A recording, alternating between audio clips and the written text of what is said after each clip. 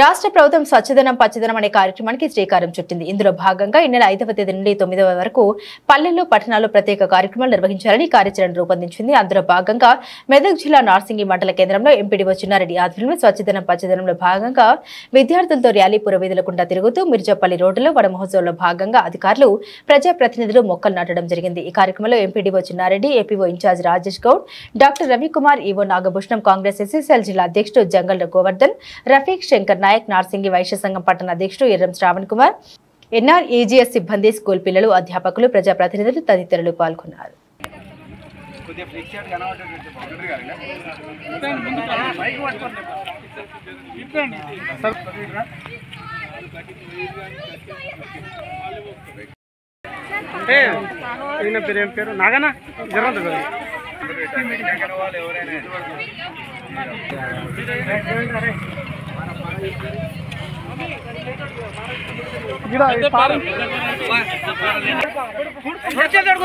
Very good.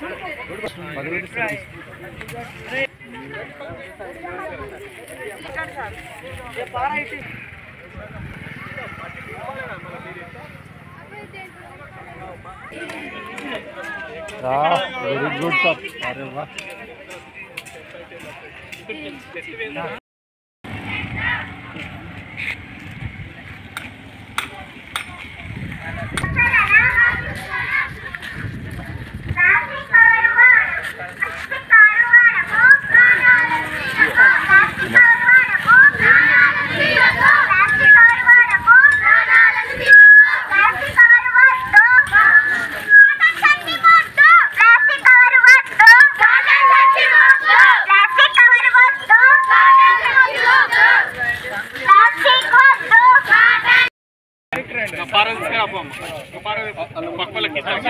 ఎక్కువ పని చేయాలి.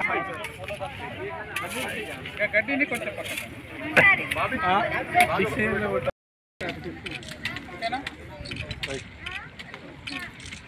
ఉందండి.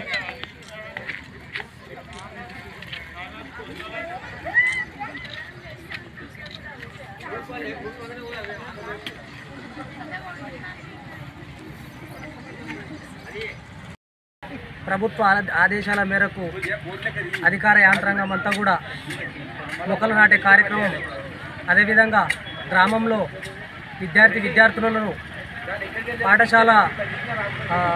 పాఠశాలలో కూడా గ్రామంలో కూడా ర్యాలీ చేసి గ్రామంలో మంచి కార్యక్రమం తీసుకొని మొక్కలు నాటిన కార్యక్రమంలో భాగంగా ఇంకా 9-10 తారీఖు వరకు కూడా ఈ కార్యక్రమాలు రోజొక్క రకంగా మంచినీటి పైన కానీ వేరే గ్రామంలో పారిశుద్ధ్యం పైన కానీ మురుకు కాలువల విషయంలో కానీ ఈ కార్యక్రమాలు తీసుకోవడం అనేది ప్రభుత్వానికి మేము కాంగ్రెస్ పార్టీ తరఫున హర్షం వ్యక్తం చేస్తూ ఉన్నాం.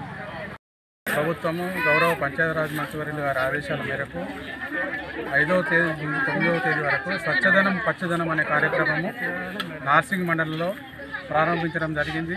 మరి ఈ కార్యక్రమంలో 5వ తేదీలో భాగంగా ముందుగా సెల్ఫ్ హెల్ప్ గ్రూప్స్, తర్వాత గ్రామస్థాయి సిబ్బంది, పాఠశాల స్టూడెంట్స్ మరియు ఉపాధ్యాయులందరితో కలిసి ఈ స్వచ్ఛదనం పచ్చదనం కార్యక్రమం మీద ర్యాలీ తీయడం జరిగింది. అదేవిధంగా వన మహోత్సవం కార్యక్రమంలో భాగంగా మొక్కలు కూడా నాటడం జరిగింది. ఈ మొక్కలు 5 రోజులలో మనకు మొత్తం ఉన్న 36,000 టార్గెట్ను పూర్తి చేయడం జరుగుతుంది. మనకు 36,000లో మన మండలం కేటాయించిన దానిలో ఇప్పటివరకు ఆల్రెడీ 30,000 మొక్కలు నాటడం జరిగింది. ఇంకా 6,000 మొక్కలు కూడా ఈ 5 రోజులలో పూర్తి చేయడం జరుగుతుంది. ఈ 5 రోజులలో రోజువారీ కార్యక్రమాలు ఉన్నాయి.